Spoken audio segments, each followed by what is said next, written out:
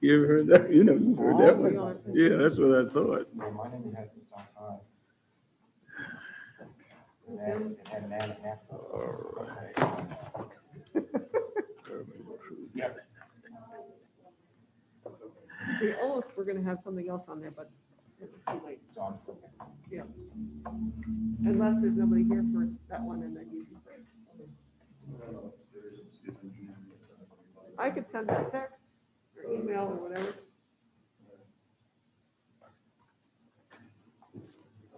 Kathy, are we waiting for anybody else? We have three. We're looking for Shelley, it looks like. Okay. Yeah. I don't think Doug's gonna be here. Mm-hmm.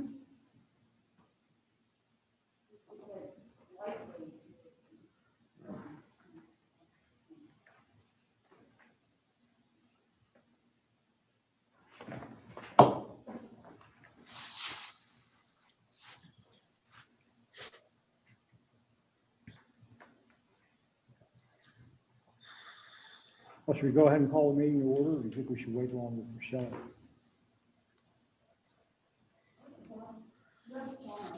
Okay.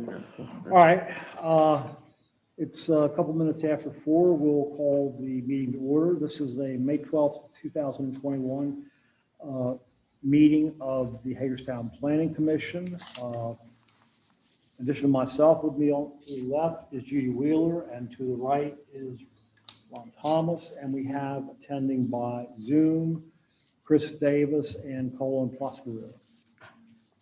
Got that? So there's a quorum, and our first item of business is the approval of the April 14th, 2021 minutes. I'll move approval of the minutes. I'll second. Oh, I need to put it there? Okay, sure. Okay, any discussion? Ready to vote? Okay. All in favor, say aye. Aye. Aye. Opposed? Okay, passes unanimously, I believe. And now we have the approval of the minutes of the April 28th meeting. I've got one correction, I guess. It's just a typo, I think.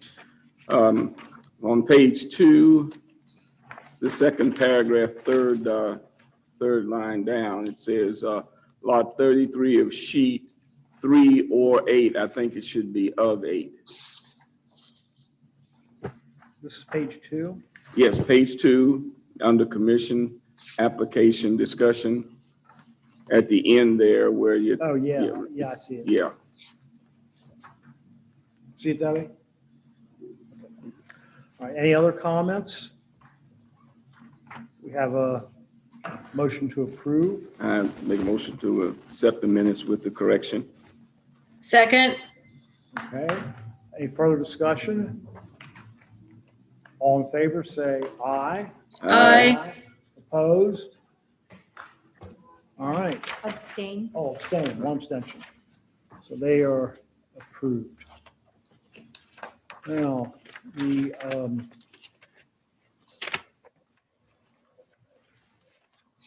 next item is the urban improvement project, the Cultural Trail, Phase 2.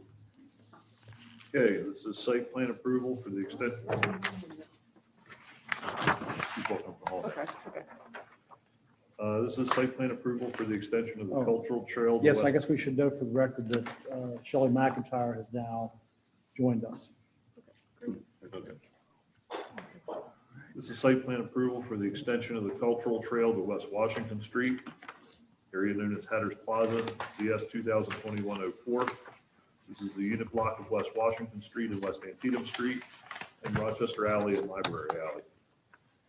The site plan is for the improvements associated with the extension of the cultural trail north from Antietam Street, past the west side of the District Court building, across Library Alley and into the space fronting West Washington Street that was formerly occupied by the circa 1830 to 1860 Updegraft Home and Store between the county office building former Montgomery Wards, and the 1880s Underground Factory feed store. The facility has been assigned the name Hatters Plaza to reflect the site's history of the use of the property for decades in the 19th and early 20th century for a hat store.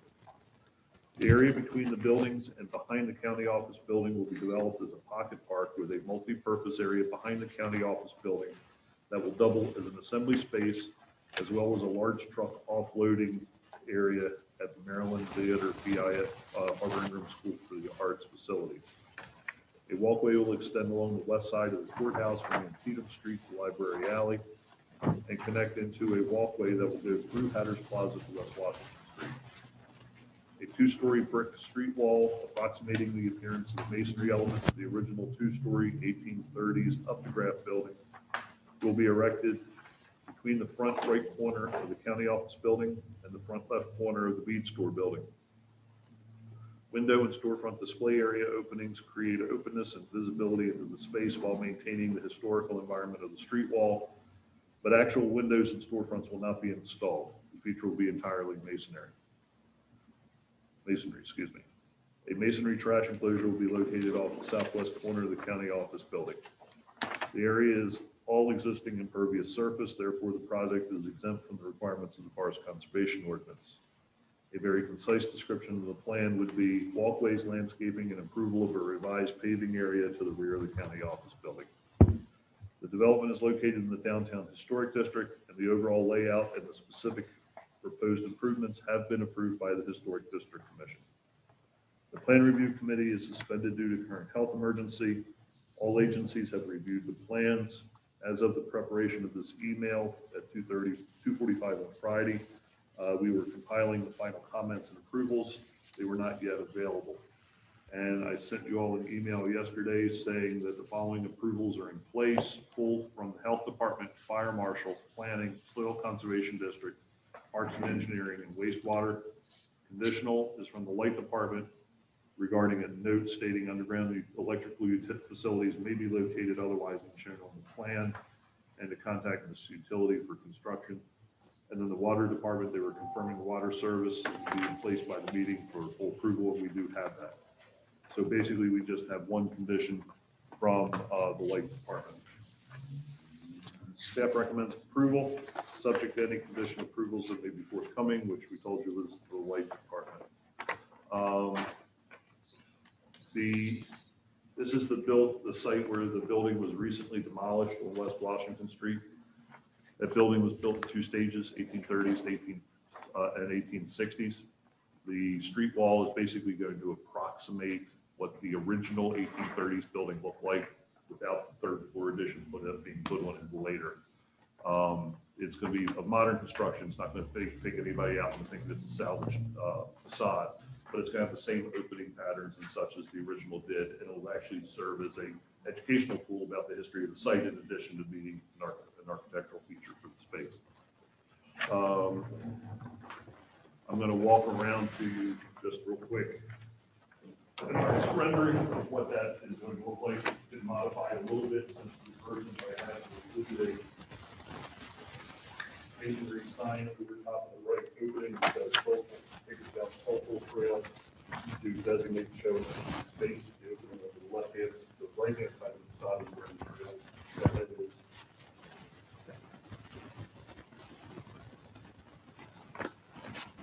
And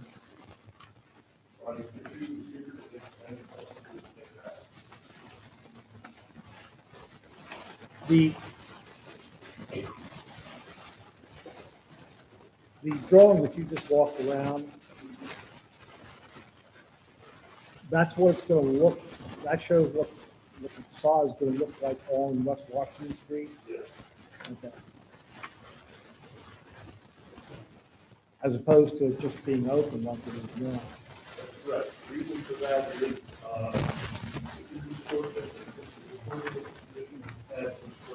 loss of buildings, spaces, and disrupting the historic street walls.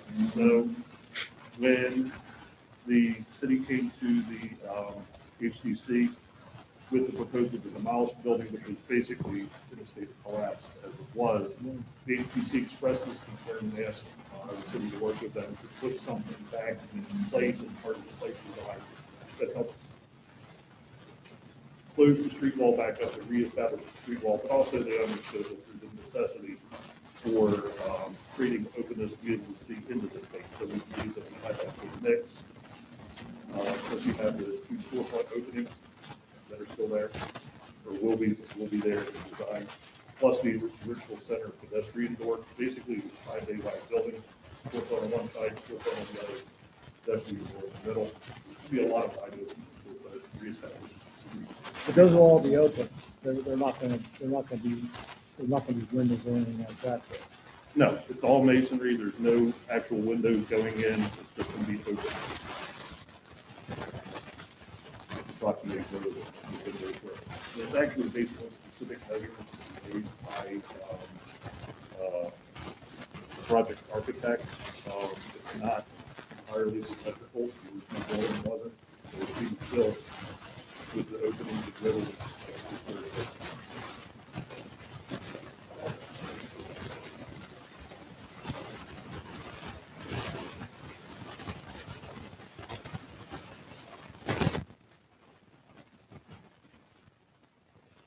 Anybody have any questions or comments?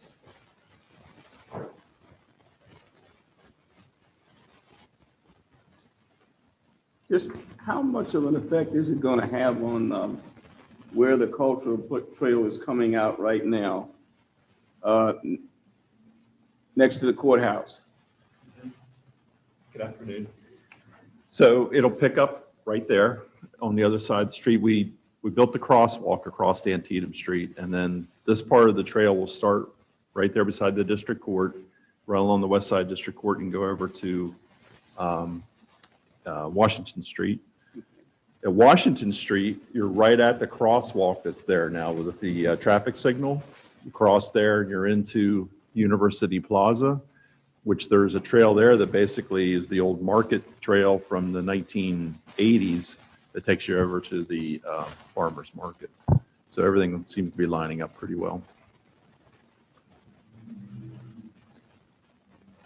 So you don't, the buildings that are gone now will not be added to as far as other buildings being removed. There won't be any additional buildings removed. Okay, I guess I said that backwards. Not going to remove any more buildings to finish Correct. the trail. Correct. Megan, if you go to the next slide. That one's fine. Either one. There's this building addition by others. That is the bead, what everyone calls the bead building where Potomac Bead was. That they are adding a stair tower and elevator in that area to renovate that building. And potentially it looks like there could be redevelopment of that very soon.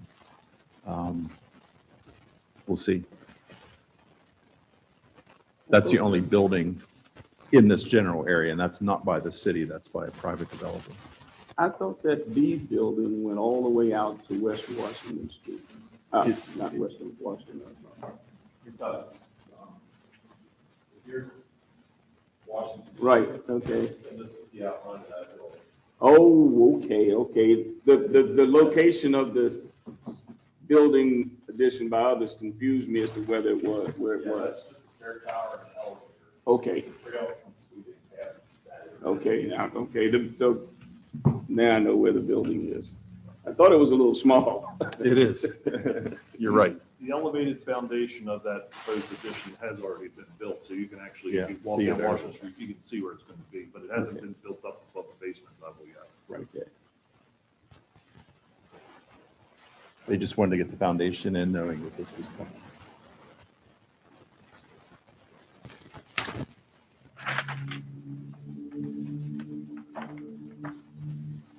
Now, in reference to where this is and where the Maryland Theater is and Barbara Ingram, where is that plaza going to be? Okay.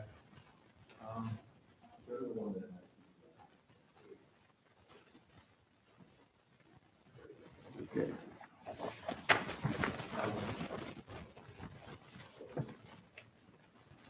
There we go.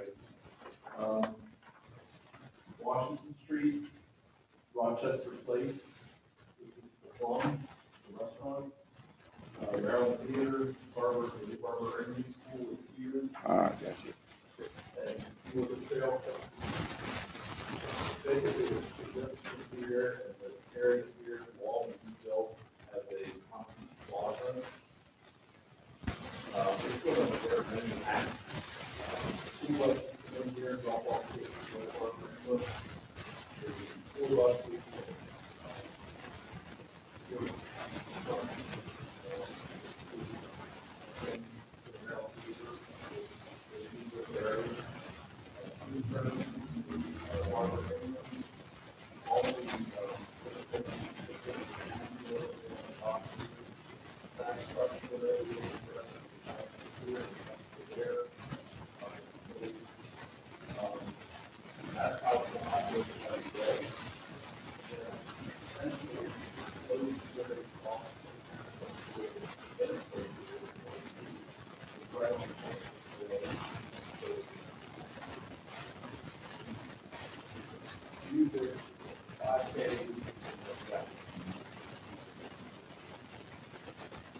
So it's all right in that area behind.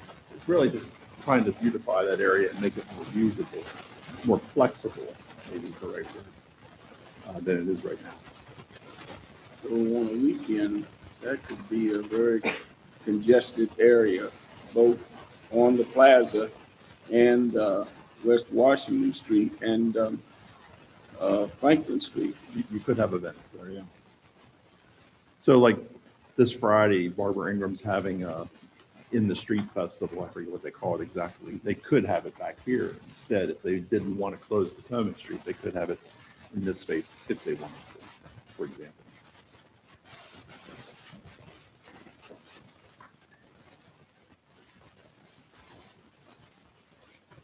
Right now,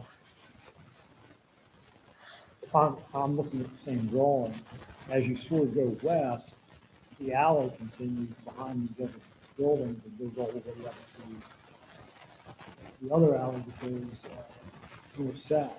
Right. Is that still going to continue, or will cultural trail effectively block that off? Yeah, it'll still continue. You'll just drive over the cultural trail. There'll be a crossing there. And we're going to use, if you've noticed on the first phase of the cultural trail where we have the colorful crosswalks, that'll be replicated. Again, if you could go, there you go. See it right there?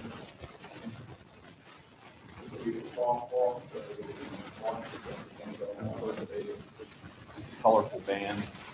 And with that alley, to answer your question, will still be a two-way alley, and will operate basically as it does today. That's one that goes down where the bank and the back of the hotel. And it's turning out that this is going to wind up being the main walk route from the downtown to the new stadium too. So I don't think we knew that when we started this process. We were hoping maybe, but that's the way it's going to turn out.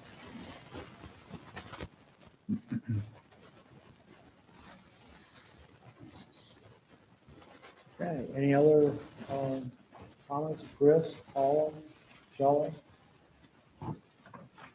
I have no comments. This is Chris. I'll move to approve the site plan. Second? There's a motion and a second. Any further discussion? We ready to vote? All in favor, say aye. Aye. Aye. Opposed? Opposed? Okay, no opposed. All right, approved unanimously. Looks very nice. Thank you. Yeah. Thank you very much.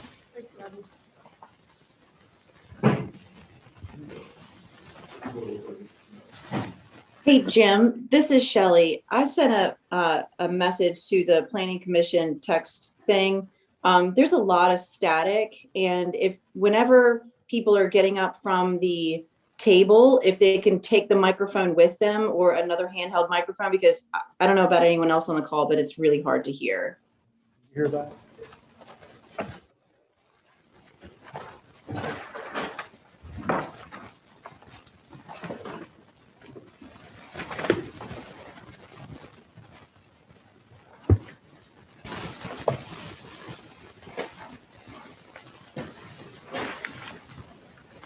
All right, our next item is South Hickinson High School modular units.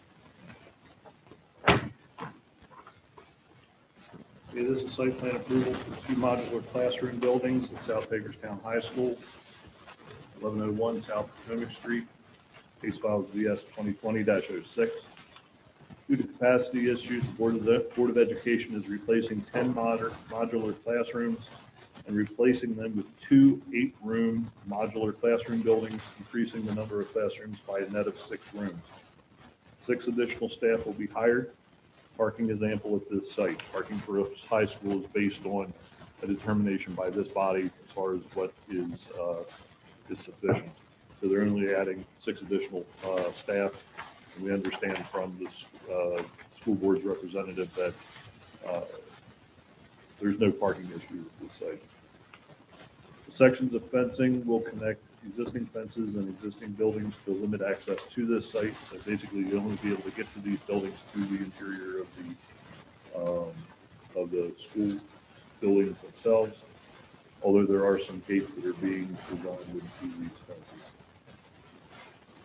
No additional parking is proposed. The nearest new buildings would be, the new buildings would be to the property line, which is about 160 feet. As a result of the nature of the proposal, specific site requirements for our ordinances are limited. Basically, a lot of our site design and landscaping requirements are associated usually with parking and things that are close proximity to the property line. None of that really applies in this case. Plan review committee is suspended due to the current health emergency. All agencies have reviewed the plans. The following have provided approval: Fire Marshal, Water, Wastewater, State Highway Administration, Washington County Plan Review and Permitting, Washington County Health Department. Engineering has provided conditional approval subject to minor correction items. Planning provides conditional approvals, also subject to minor drafting corrections. The disturbed area is less than 40,000 square feet, so it's exempt from the Forest Conservation Ordinance. Staff recommends approval subject to the conditions provided by planning and engineering. And you did receive in your packet a copy of the entire site plan. That was only 2 pages. And Bob Burton from Boston Associates is here, project engineer, if you have any questions.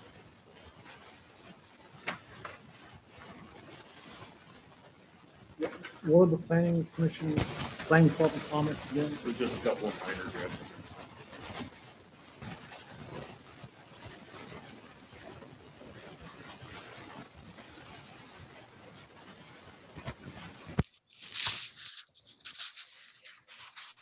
So those are the ones that are going to be removed there? Yes, what's on the screen that everybody can see is the existing conditions drawing. It shows 10 individual classroom buildings, or at least as I understand them to be 10 individual classroom buildings. They will be removed and be replaced by 2 larger buildings. That are going to have 8 classrooms each. Right. That's the drawing that's there now. Okay. These are not intended to be a permanent addition. There are, That's my understanding, temporary. They look more like permanent. well, you have to ask the question, because I know North High has quite a few of these too. I mean, I know this is not our purview really, but doesn't there come a time when the issue of the inadequate capacity of both North and South High has to be addressed in a better way than this? I know the numbers at South High are a lot worse than North High. I mean, I guess the Board of Education figured that this was a lot more cost effective until they can do another addition to the school. Yeah. Like I said, I guess it's not our bailiwick, but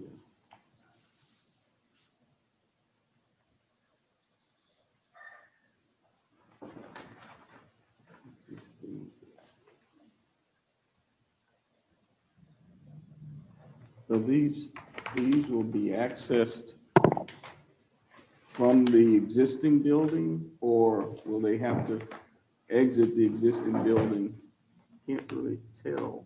All the access for these will come from the existing building, sidewalks. This whole area is fenced in. Okay. So they do have to, they do have to leave the existing building to get to the new building.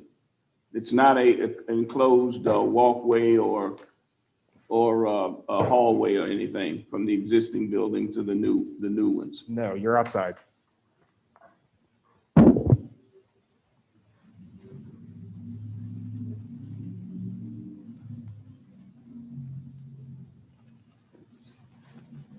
Sixteen buildings, 2 buildings, 16 classrooms. 20 students each.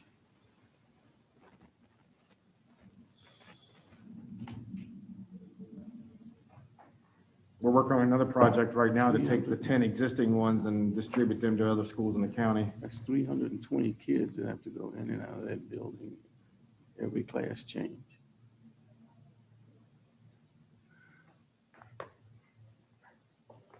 Keep in mind, this is a net increase. There's already 10 classes out there. It's a Yeah. net increase of 6 classes. No.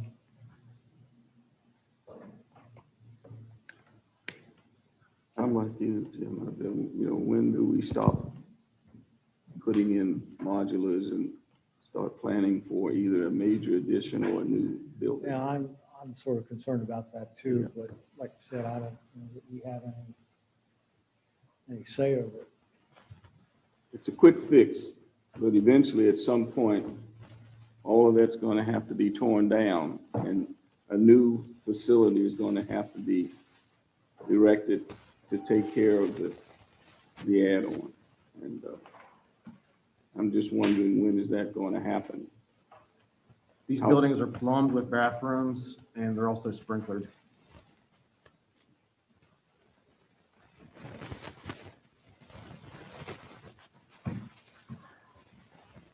Brewery and definitely.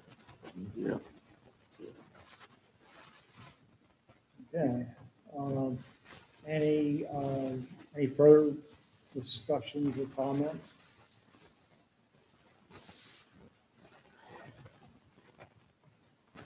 Somebody want to make a motion?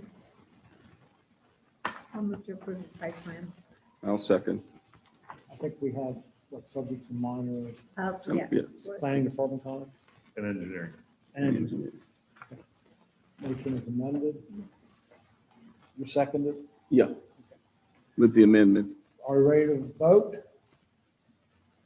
All in favor, say aye. Aye. Opposed? Okay. Thanks. I hope one day we see a design for a new school. Me too. I know, not sure. Not sure. Yep, see you later. I know a new school is expensive, but they did it. Especially a high school.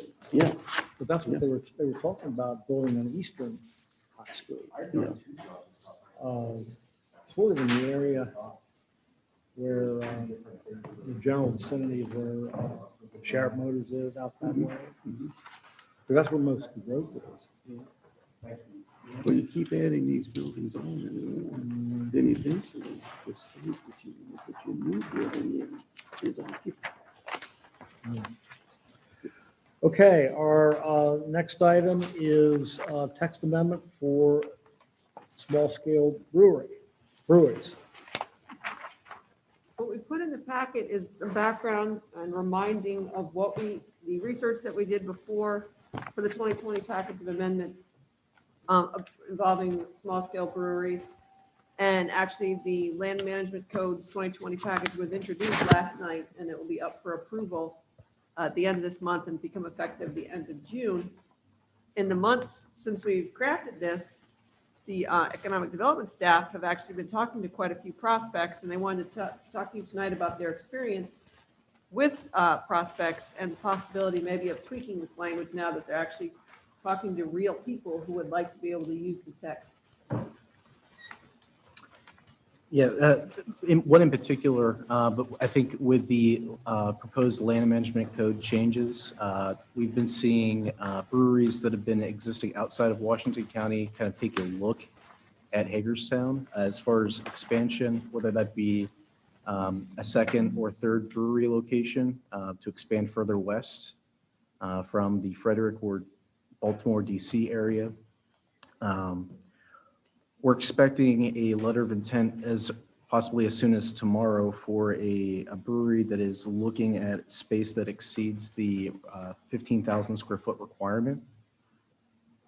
And just as a background for breweries and what their impact is for cities, I think as we look at towards the east in Frederick, there's currently 11 breweries or microbreweries in the city itself that impacts the cultural, that provides things like local musicians and artists to perform at their location, provides education components that relate to tours of their facilities that impact tourism for the community and feet on the street. So we're requesting a look at that cap of 15,000 square feet in potential flexibilities related to that. We're not expecting just this to be one prospect, but possibly a few as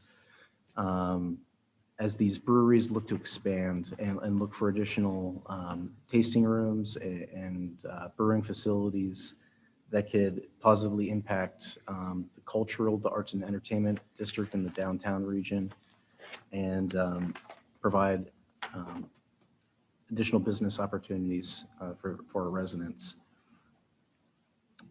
So the prospect is not yet known publicly and would like to keep it that way, but they are looking for a facility that does exceed the 15,000 square foot requirements.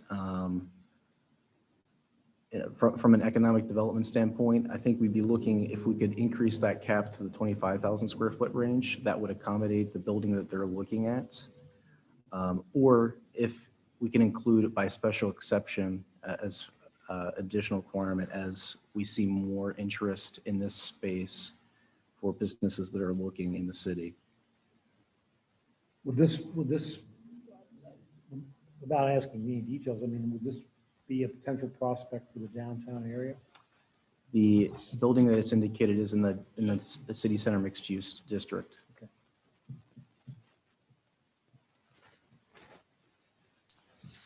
But at the same time, they did consider another building that's outside the city center, and likely future prospects might be looking outside the city center as well. So just a consideration there as they're looking for additional manufacturing and taproom space. Are you looking at the possibility of having a multi-use entertainment center with the brewery and tasting rooms attached? Is that what you're looking at? Generally speaking, breweries and distilleries, wineries, they always have that component where they want to have things to attract them to, like a small entertainment function to them. So having local musicians come in, having art galleries included in the space. There's always additional components beyond just looking at it as a brew pub. It's kind of a social gathering location for the local residents when you're trying to attract people from outside the city. There's generally events, small scale sometimes it's larger events as well. They tend to be within the square footage of the use. It's not an extra use, part of the use. Yeah, that's what I'm saying, but they're looking for the larger square footage so they can incorporate that, it sounds like. Exactly. And not to go down just this prospect rabbit hole, so to speak, but this intended prospect is looking for not just a brewery location, but they're looking for a distillery to be included too, meeting Maryland's regulations, but they're looking for more than just one use for the space. But I think we're going to see the request for larger spaces in the future. Sounds like Busch Gardens with Anheuser-Busch attached to it. Because that's what the first time I went down there, you had the Busch Gardens on this side, and then you went across, took a ride over, and you sampled Busch Gardens. I mean, the brewery. Is it, I know that things change. I mean, that was like 40 years ago. It's the same concept, only with a little bit more interaction with entertainment and art. Exactly. They're trying to make them a destination location to attract more foot traffic, more draw to the use. So are you suggesting, if we consider this, that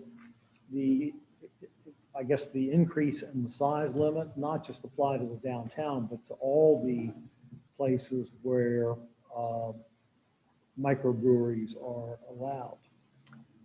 Ideally, that would be the request. And it's whether it would be just to increase the cap, like right now, going through the process now for approval is permitted by right in the CCMU and the conversion district, 15,000 cap, and then no outdoor amplified sound. And then special exception in a few other zones, again with a 15,000 cap in CG, POM, IR, and IG, and again, no outdoor amplified sound. So it's a matter of whether or not you increase from 15 to 25 or whatever, or you have a special exception process to be able to be larger than 15, either 25 or just leave it up to the BZA.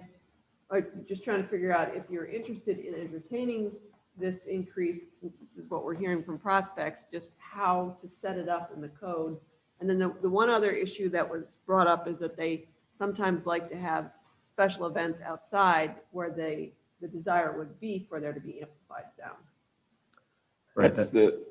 That's the second request is traditionally speaking, a part of a brewery or distillery or even a winery is they do have events on occasion, sometimes festivals even on their site locations that is part of their business plan really. And the current restriction is no outside amplified music, and that would present a potential challenge and maybe a reason for one of these businesses to not locate in the city is because of that restriction.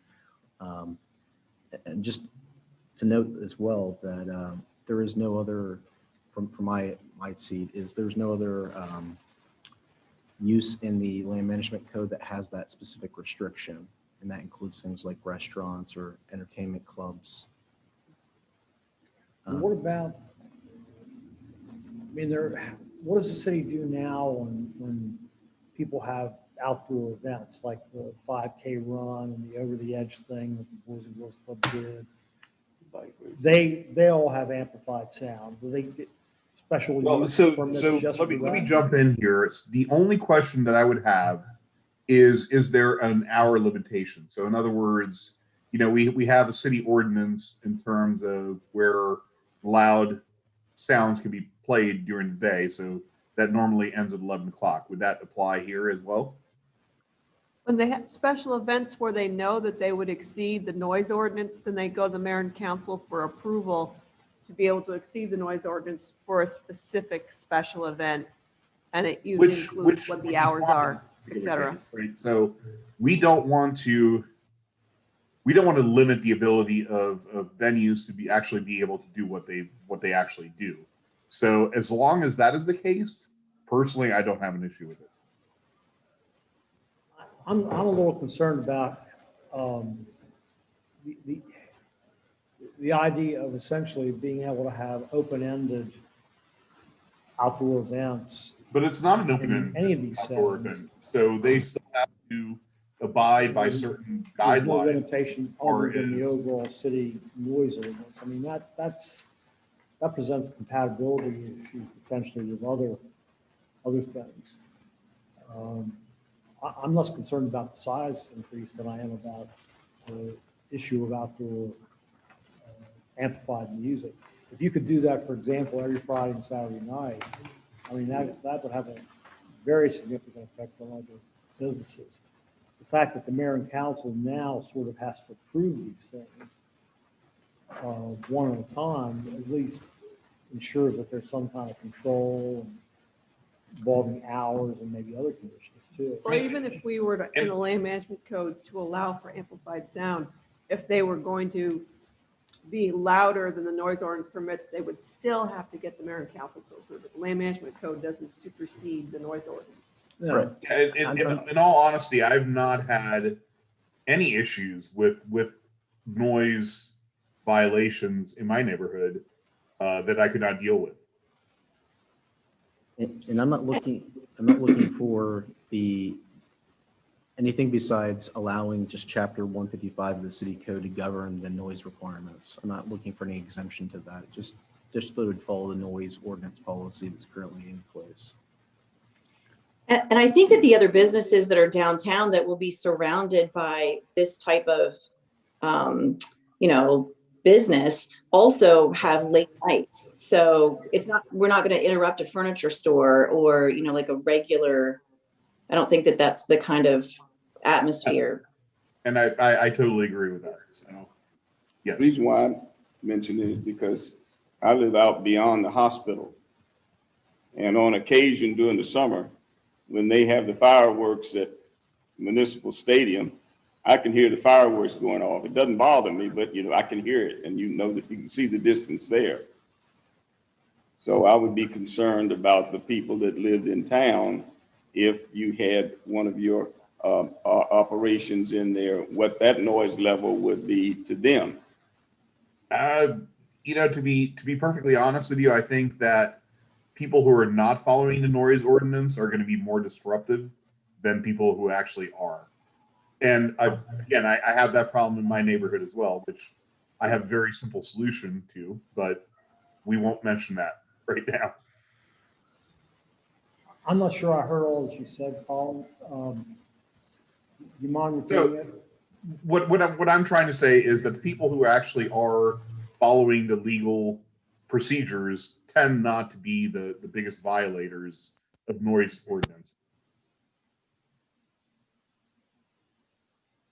I think the issue here is maybe not necessarily the level of the law of the noise so much as those activities have not been occurring in the areas that you're talking about. You've got, people that have been lived here for a couple of generations that are used to the atmosphere that they have, and now all of a sudden the new wave is coming in. And I think that is more of a problem than the issue of the noise level itself. I honestly do not see that as being an issue. So I'm a fairly, I go to sleep with the chickens, and I'll be the first to admit that. But as long as somebody is not making noise after 11 o'clock, I personally don't care. I can turn my TV up, I can turn my music up, I can do whatever.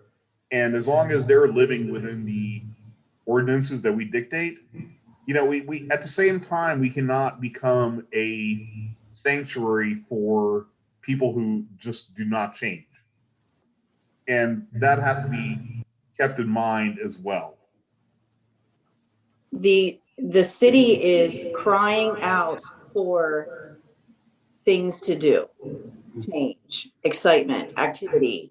Even though I think that, we'd all love it to stay the same, but we can't. We have to evolve. We have to lower the barrier to entry. And if we have somebody that is wanting to come in and do something exciting like this, it is exactly we're getting ready to build a stadium.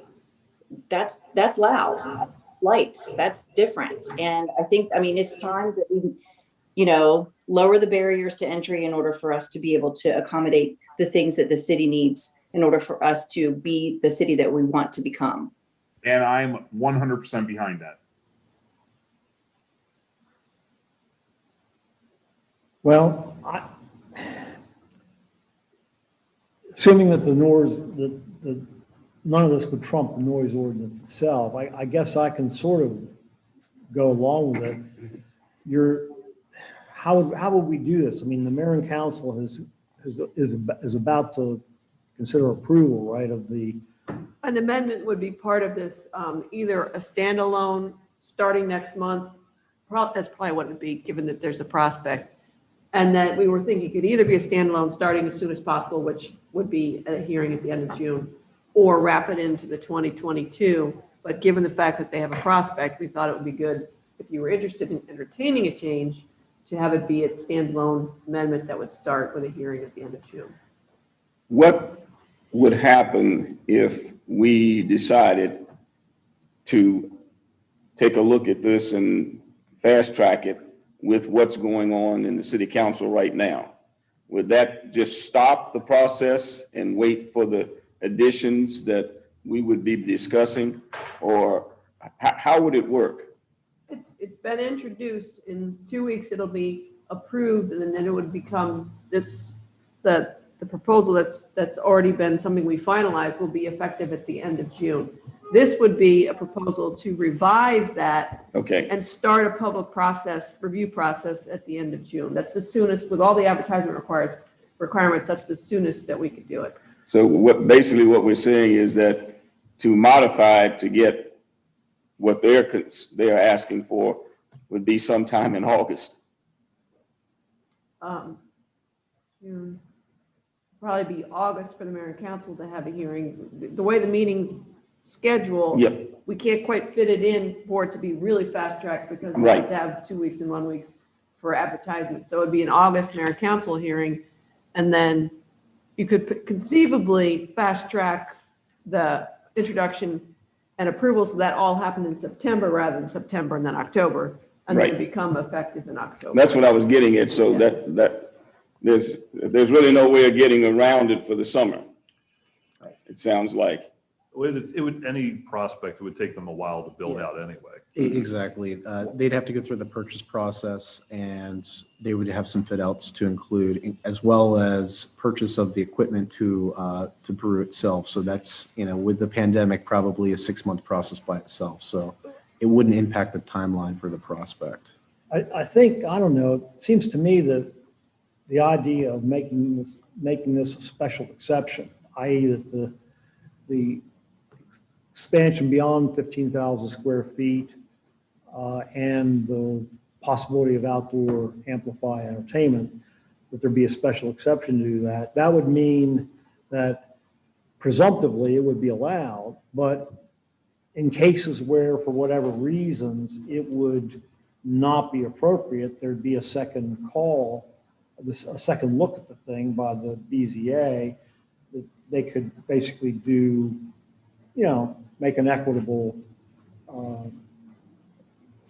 some kind of equitable control over the thing. I mean, that would be my preference, to do it as a special exception rather than as a matter of right. I mean, do you think that would serve the purposes? I think for the square footage, that would make sense to me. I kind of go back to, this would be the only use in the land management code that would have any amplified music restriction. Again, that's from my seat. To say that to one specific business type is kind of a difficult explanation. If I could maybe expand a little bit on what I think Doug is trying to say. In your downtown area, there's any number of types of things that go on throughout the year which have potential noise impacts on the surrounding community. Mm-hmm. Things at the stadium, either the existing or the new stadium, car shows downtown with gunning engines. There's also, I mean, it's a downtown, that's what it is. So I think his question is what makes this And particular. restaurants with decks. Restaurants with decks. So I think his question is what makes this use any worse than any of this other long list of things that potentially creates noise in the downtown that is otherwise also regulated by the noise ordinance. Right. I think the only thing that really sets it apart may be the level. I know that when you had what is it, Jazz Fest or the Country Fest downtown, that was what's that? Blues Fest. Oh, Blues Fest. I'm not you have to get me in the right genre to understand what's going on. I'm old school, but what you're doing there is the same thing, because that has the same opportunity that they're asking for. When you have those for 2 days, all the music and everything that's going on, in addition to the car shows that are down there sometime or whatever. So, but that's only for once a year. We're talking about on a continuous opportunity various times during the year. Which would occur on their site. Yes. And as long, from my perspective, again, is if it's not bypassing the noise ordinance, I go back to, this is the only type of use that we're going to be restricting. Yeah. Well, but you look at the uses that are allowed in the downtown area in particular, most uses are indoors anyway. So the fact that, there's no restrictions on office use, for example, I think it's kind of assumed that an office is not going to produce amplified sound outside. This speaks to that because it's something that may be peculiar to this type of activity. Think of this example, a restaurant with an outdoor deck that's open all summer. Yeah. And I can think of two Yes. off the top of my head that are in the downtown like that. Yeah, but they tend not to have amplified music, don't they? No, they do have like speakers. No, I guess you're right. I guess you're right. I'm thinking of the Yeah. Smack the Stew was one, The former Ava's underneath 28 South. yeah. And then on the other side of Potomac Street, Art Gastropub. In the back there. Yeah. Plus you got the space on Public Square where Salsa Mama is. I don't know if they have amplification there, but there's nothing to say that they couldn't. They have. Okay. Come to think of it. Well, I see the point. I understand the point. So if you're suggesting that perhaps we should just do away with the limitation on amplified outdoor music altogether and just in effect write that out of the provision that has to do with microbreweries. And then when they're in for a special exception in the CG, POM, IR, and IG, it could be something that people, if they have a concern about it, they can express it to the BZA. Mm-hmm. The only by right is the CCMU, and if it went into a conversion district, and again, a conversion district would have a public hearing to get approved. Right. So are we sort of at the point where there's this consensus that, number one, we would expand the size limit to 25,000 feet as a special exception, and two, we would just eliminate altogether the restrictions that are built into this thing now that restrict outdoor amplified music? Outdoor speakers. I think, I'm sorry? I think it's outdoor speakers. Outdoor speakers. other speakers, yeah. This is Chris. all- I have no issue with either of what the staff are proposing. I think this is fine.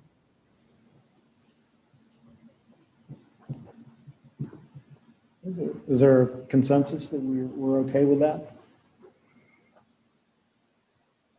I Okay. kind of agree with the special exception. Excuse me, Judy. I think we're going to say the same thing. Are we saying consensus on special exception for the square footage?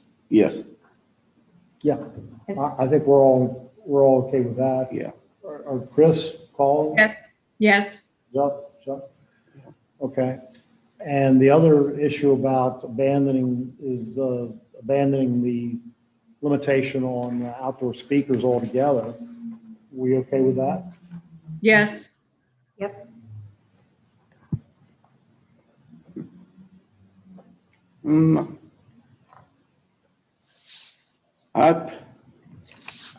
I'm right on the borderline of abandoning outdoor speakers altogether. I think I would rather see us discuss the level, the volume level, the decibel level allowed. But are we saying that that's done already by the That's noise noise ordinance? Noise ordinance. Yeah, you don't want to codify that in the zoning ordinance because that makes me the the Yeah, noise ordinance enforcer, and I have absolutely zero interest in taking on that Okay, so- responsibility. Okay. Well, if we're talking strictly about the ordinance, yes, I agree with that. okay, well, then I think we have a consensus that we should go in that direction. So that would be at the end of June, where it would schedule a public hearing. Now, I know Doug in the past has expressed strong feelings about this, so, yeah, he's not here. I Okay, think some of this was location. all right. Thank you very much then. Thank you, Doug. And now we have the BZA agenda.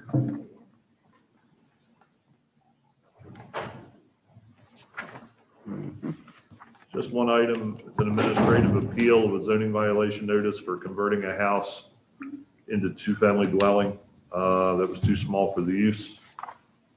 Not a whole lot to it. I'm comfortable that we'll successfully defend it, so, Did he get it, did he do well building permit? correct. And after we told them they couldn't do it. Yeah, Is that the one that's never a good. that had the second part had an entrance and parking lot in the back that we looked at? No, I don't think you all looked at this one before. Oh, okay. All right. I guess that's it for this evening, and we are adjourned. All right. Sounds like a winner.